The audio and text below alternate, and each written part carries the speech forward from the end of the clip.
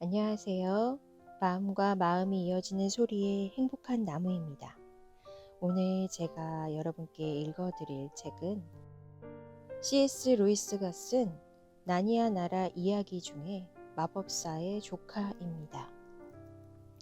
평생을 독신으로 살았고 주변에 아는 어린이라곤 하나 없었던 루이스는 자신이 쓴 유일한 어린이 책 나니아 나라 이야기에서 어린이들이 아주 좋아하는 판타지의 형식을 빌어 자신이 이야기하고 싶었던 인류의 탄생과 멸망, 죄와 구원의 문제를 재미있게 들려주었습니다.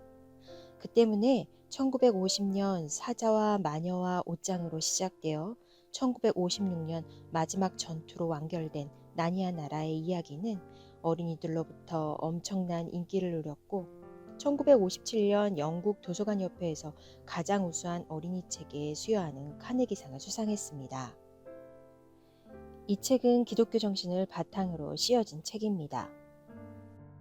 마법사의 조카는 총 7권으로 이루어진 나니아 나라 이야기에서 내용상 첫째 권입니다. 아슬란이 나니아를 어떻게 창조했는지 알려주는 나니아의 창세기라고 할 수 있습니다.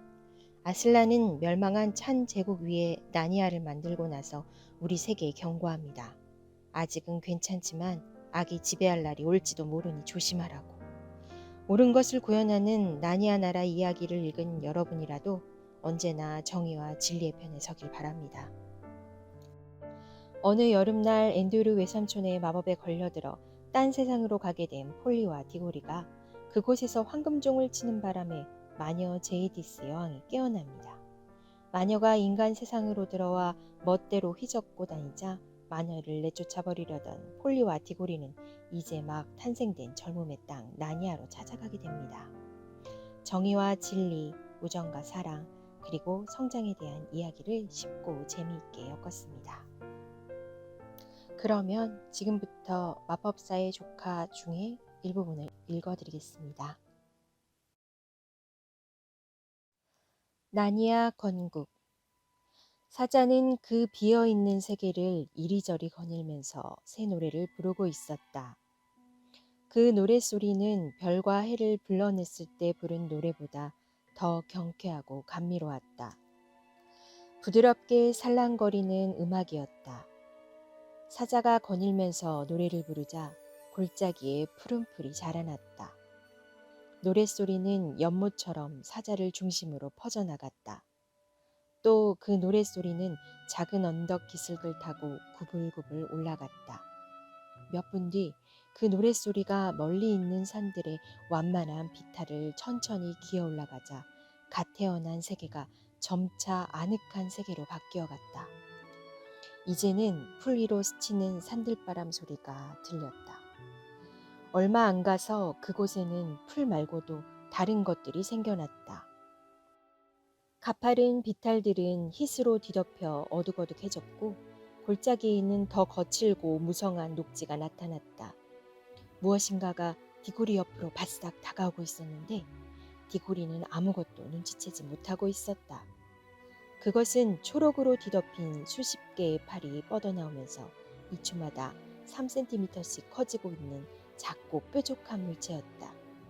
이제 이런 수십 개의 물체들이 디고리를 애웠었다. 디고리는 물체가 자기만큼 커진 다음에야 그것이 무엇인지 알았다. 디고리는 큰 소리로 외쳤다. 나무다! 디고리가 눈여겨보았던 나무는 이제 아름드리 너도 밤나무가 되어 디고리의 머리 위에서 가지를 하늘거리고 있었다. 그들 발밑은 데이지와 미나리아 제비가 드문드문 피어있는 시원한 풀밭이 되어 있었다. 조금 떨어진 곳에서는 강둑을 따라 버드나무가 자라고 있었다. 꽃이 만발한 까치 밤나무 덤불과 라일락, 들장미, 진달래가 맞은편 강둑에서 그들 쪽으로 뻗어오고 있었다. 마른 싱싱한 풀을 한 입 가득 맛있게 뜯어먹고 있었다. 그때까지도 사자는 줄곧 노래하며 위풍당당하게 이리저리 앞뒤로 거닐고 있었다. 다소 놀라운 사실은 사자가 방향을 바꿀 때마다 조금씩 더 가까이 다가오고 있다는 점이었다. 폴리는 그 노래에 점점 더 관심이 쏠렸다. 폴리는 지금 일어나고 있는 일들과 노래 사이에 어떤 연관이 있다는 걸 눈치챘다. 100m쯤 떨어진 산등성이에서 거뭇거뭇한 전나무들이 줄지어 솟아나자 폴리는 사자가 1초 전에 부른 굵직하고 늘어진 가락과 그 나무들이 무슨 연관이 있다고 느꼈다. 그래서 사자가 다소 경쾌한 가락을 잇따라내자 사방에서 앵초들이 불쑥불쑥 생겨나는 광경을 보고도 놀라지 않았다. 폴리는 말할 수 없는 전율을 느끼며 이 모든 일이 사자의 머릿속에서 나오는 것임을 뚜렷이 느꼈다. 사자의 노래를 귀담아 들으면 사자가 창조해내는 것들을 들을 수 있고 주위를 둘러보면 창조물들을 볼 수 있었다. 너무나 벅찬 광경이라서 폴리는 두려워할 틈도 없었다. 하지만 디고리와 마부는 방향을 돌릴 때마다 조금씩 다가오고 있는 사자를 보고는 다소 긴장되는 건 어쩔 수 없었다. 앤드류 외삼촌은 이를 딱딱 부딪히며 무릎을 달달 떨고 있어서 도망갈 엄두조차 낼 수 없었다. 벼랑간 마녀가 배짱 좋게 사자 쪽으로 걸어갔다. 사자는 계속 노래를 부르며 무거운 발걸음으로 어슬렁어슬렁 다가오고 있었다. 이제 고작 10m 남짓 떨어져 있을 뿐이었다. 마녀는 팔을 쳐들어 사자의 머리를 겨누고 세막대를 던졌다. 누구라도 그 정도의 사정거리에서는 빗나갈 리가 없었다. 하물며 제이디스 여왕은 말할 필요도 없었다. 쇠막대는 사자의 미간을 정통으로 맞히고 튕겨나가 풀밭에 떨어졌다. 사자가 다가왔다. 사자의 걸음은 좀 전보다 느리지도 빠르지도 않았다. 사자가 그 쇠막대에 맞았는지조차 아리송했다. 사자의 사뿐사뿐한 발걸음은 전혀 소리를 내지 않았지만 그 육중한 무게 때문에 걸을 때마다 대지가 흔들거리는 것을 느낄 수 있었다. 마녀는 비명을 지르며 달아났다. 얼마 안 가서 마녀는 숲속으로 사라졌다. 앤드류 외삼촌도 똑같이 하려다가 나무 뿌리에 걸려 강으로 흘러드는 작은 시내에 얼굴을 쳐박고 말았다. 아이들은 꼼짝도 하지 않았다. 달아나고 싶은지조차 확실하지 않았던 것이다. 사자는 아이들에게는 조금도 신경을 쓰지 않았다. 사자의 쩍 벌어진 붉은 입에서는 으르렁거리는 소리가 아닌 노래가 흘러나오고 있었다. 사자는 갈기가 닿을락말락할 만큼 가깝게 아이들 옆을 지나갔다. 아이들은 사자가 자기네 쪽을 돌아볼까봐 오금을 못 폈다. 그러면서도 야릇하게 그래줬으면 싶기도 했다. 그러나 정작 사자가 아이들을 돌아본 순간 사자는 아이들이 눈에 보이지도 않고 냄새도 못 맡는 것 같았다. 사자는 아이들을 지나쳐 몇 발짝 더 간 다음 뒤돌아서서 다시 온 길을 지나 동쪽으로 계속 갔다. 앤드류 외삼촌은 콜록콜록 퇴퇴거리면서 몸을 일으켰다. 자, 디고리. 이젠 저 여자도 따돌렸고 야만스런 사자도 가버렸어. 내 손을 잡고 당장 반지를 껴. 디고리가 뒤로 물러서며 말했다. 저리 가요. 폴리, 외삼촌한테서 떨어져. 어서 내 옆으로 와. 외삼촌, 똑똑히 말해두겠는데요. 한 발짝이라도 다가오면 우린 당장 사라지겠어요. 당장 시키는 대로 해. 이 버르장머리 없는 말썽꾸러기야. 걱정 마세요. 우린 여기 남아서 무슨 일이 벌어지는지 보고 싶어요. 외삼촌이 다른 세계를 알고 싶어하는 줄 알았는데 지금 여기 있는 게 좋지 않은가요? 앤드류 외삼촌은 벌컥 고함을 질렀다. 좋기도 하겠다. 지금 내 꼬락서니를 봐라. 이 최고급 코트와 조끼꼬를. 앤드류 외삼촌은 그야말로 끔찍한 몰골이었다. 정장으로 쏙 빼입고 나갔다가 박살난 핸섬마차에서 기어나오고 진흙탕 도랑에 처박히고 나면 누구든 그 꼬락서니가 말이 아닐 것이다. 앤드류 외삼촌이 덧붙여 말했다. 물론 아주 흥미없는 곳 같진 않아. 내가 조금만 젊었어도. 지금은 여기 오려면 팔팔한 젊은이들이랑 같이 와야 한다고. 커다란 사냥감을 잡는 사냥꾼들 말이야. 이 땅에 뭔가를 만들 수 있을지도 모르지. 상쾌한 날씨하며 이런 공기는 한 번도 느껴보지 못했어. 상황이 조금만 괜찮았어도 문제없는데 말이야. 권총만이라도 있으면. 그러자 마부가 말했다. 어이구, 그 빌어먹을 권총 타령 좀 작작해요. 난 스트로베리에게 빗질이나 해줄 수 있는지 좀 봐야지. 차라리 저 말이 사람보다 더 나을 때가 있다니까. 마부는 스트로베리에게 걸어가서 마부들이 내는 쉿쉿 소리를 냈다. 디고리가 물었다. 외삼촌은 아직도 권총으로 저 사자를 죽일 수 있을 것 같아요? 사자는 쇠막대를 맞고도 끄떡없었어요. 임마, 그 여잔 잘못이 있긴 해도 용기 있는 여인이었어. 용감한 일을 한 거야. 앤드류 외삼촌은 손을 비비며 마디를 뚝뚝 꺾어댔다. 마치 마녀가 그곳에 있을 때 자기가 얼마나 겁에 질렸는지 또다시 잊어버린 것 같았다. 폴리가 말했다. 그건 나쁜 짓이었어요. 사자는 마녀한테 아무런 해코지도 하지 않았잖아요. 순간 디고리가 소리쳤다. 어렵쇼? 저건 뭐야? 디고리는 앞으로 튀어나가 몇 미터 떨어진 곳에 있는 뭔가를 살펴보았다. 그러고는 뒤돌아서 소리쳤다. 폴리! 이리 와봐! 앤드류 외삼촌도 폴리와 함께 갔다. 무엇인지 보고 싶어서가 아니라 아이들과 가까이 있고 싶어서였다. 아이들의 반지를 훔칠 기회를 엿보는 것인지도 몰랐다. 하지만 앤드류 외삼촌은 디고리가 유심히 들여다보고 있는 것을 보자 덩달아 흥미가 생겼다. 그것은 흠잡을 데 없는 조그만 가로등이었다. 조그만 가로등의 길이는 1미터 정도였는데 그들이 바라보고 있는 동안에 점점 길어지고 굵어지고 있었다. 마치 나무가 자라는 것처럼 커지고 있었다. 디고리가 말했다. 이곳은 살아있어. 그러니까 이게 불이 켜진다는 소리야. 정말로 그랬다. 물론 그림자로 가려주지 않으면 가로등 속의 작은 불빛은 밝은 햇빛 때문에 잘 보이지 않긴 하겠지만 말이다. 앤드류 외삼촌은 혼잣말로 중얼거렸다. 기가 막힌다, 기가 막혀. 나조차 이런 마법은 꿈도 못 꿨는데 지금 우린 모든 것들이 심지어는 가로등까지 생명을 갖고 자라는 세계에 있는 거야. 한데 가로등은 어떤 씨앗에서 자라는 걸까? 디고리가 말을 받았다. 모르겠어요. 여긴 쇠막대가 떨어진 곳이에요. 그 마녀가 런던의 가로등 기둥에서 떼어낸 그 쇠막대 말이에요. 그 쇠막대가 땅에 박혀서 이젠 어린 가로등으로 자라고 있는 거죠. 하지만 지금은 아주 어리다고는 할 수 없었다. 그 가로등은 디고리가 이렇게 말하는 사이에 벌써 디고리만해졌다. 여기서 살면 얼마나 오래 살 수 있을지 아무도 몰라. 예순 먹은 사람들한테는 중요한 문제겠는데 이 나라에 오면 온 상태에서 하루도 더 늙지 않는다고 해도 놀랄 일이 아니야. 대단해. 젊음의 나라라. 디고리는 큰 소리로 외쳤다. 우와! 젊음의 나라? 외삼촌, 진짜 그렇게 생각해요? 디고리는 레티 이모가 포도를 가져온 아줌마에게 하던 이야기가 떠올랐다. 디고리에게 잊고 있던 황홀한 희망이 되살아났다. 외삼촌, 우리 엄마를 낫게 하는 뭔가가 여기 있는 것 같아요? 무슨 소리냐? 여긴 약국이 아니야. 하지만 내 말대로 된다면... 디고리는 버릇없이 말을 가로챘다. 외삼촌은 엄마를 조금도 걱정하지 않는군요. 난 외삼촌이 우리 엄마를 걱정하는 줄 알았어요. 외삼촌의 누이니까요. 좋아요. 됐어요. 사자한테 도와달라고 부탁하러 가겠어요. 디고리는 획 돌아서서 걸어갔다.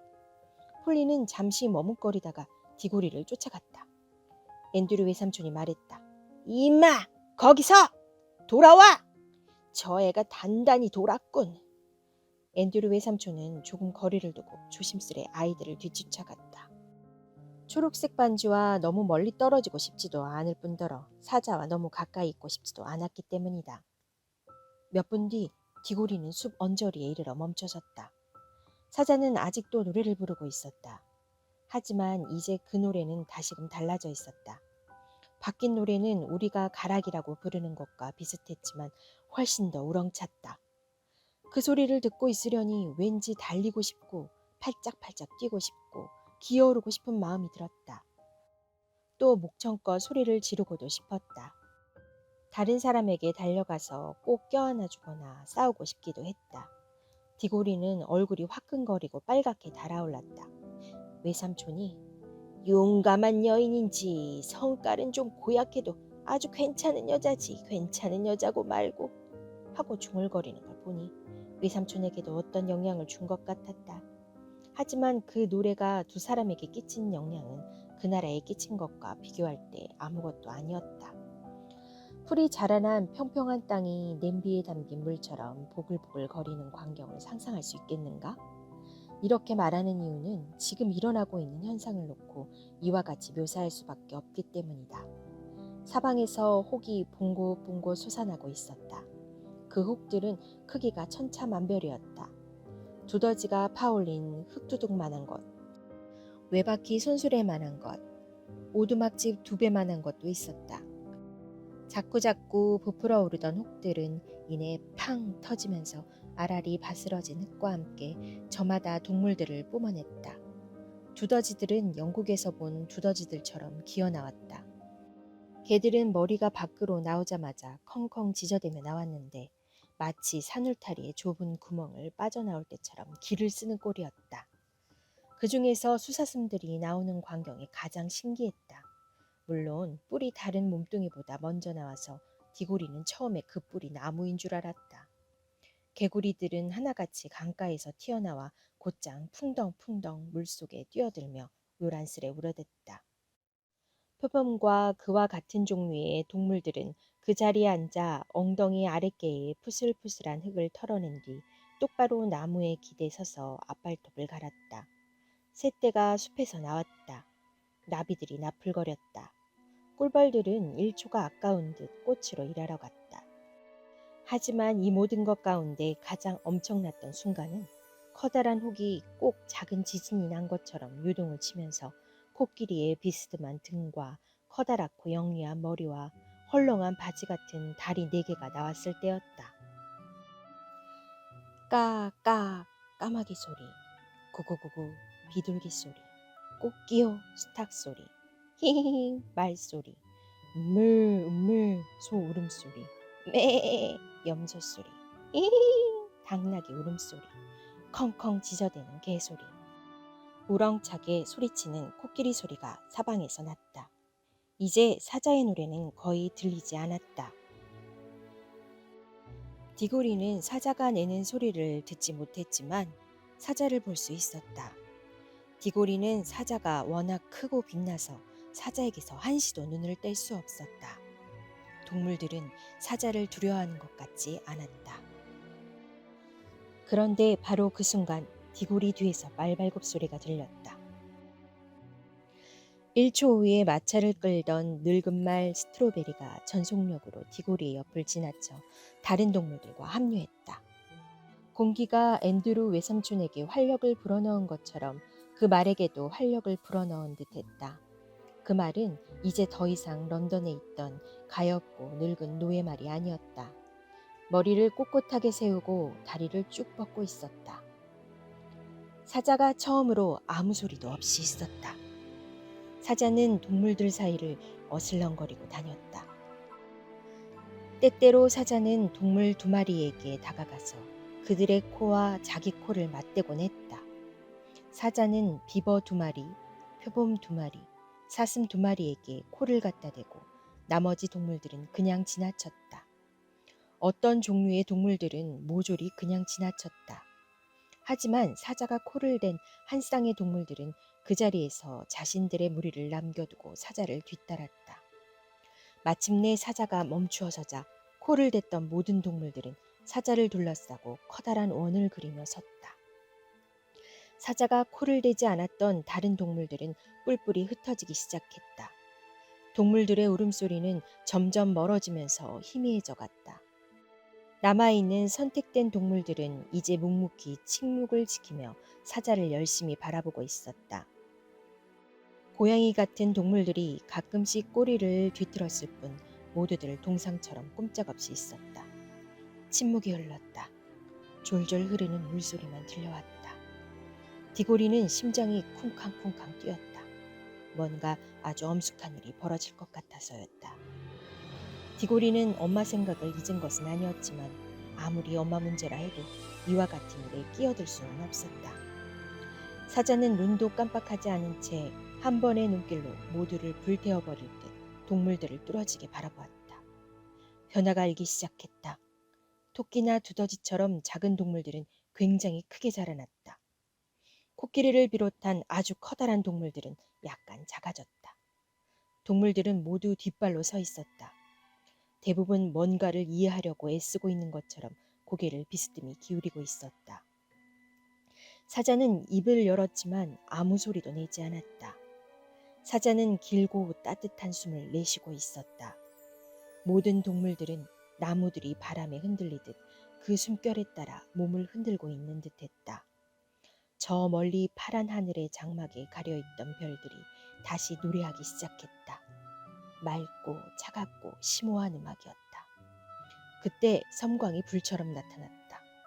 그 섬광이 나온 데가 하늘인지 사자인지 확실하지는 않았지만 아이들은 몸 안에 있는 피가 모조리 얼어붙는 것 같았다. 그때 힘찬 목소리가 들려왔다. 이제껏 들어본 소리 가운데에서 가장 굵고 우렁찬 목소리였다. 나니아요, 나니아요, 나니아요, 깨어나라.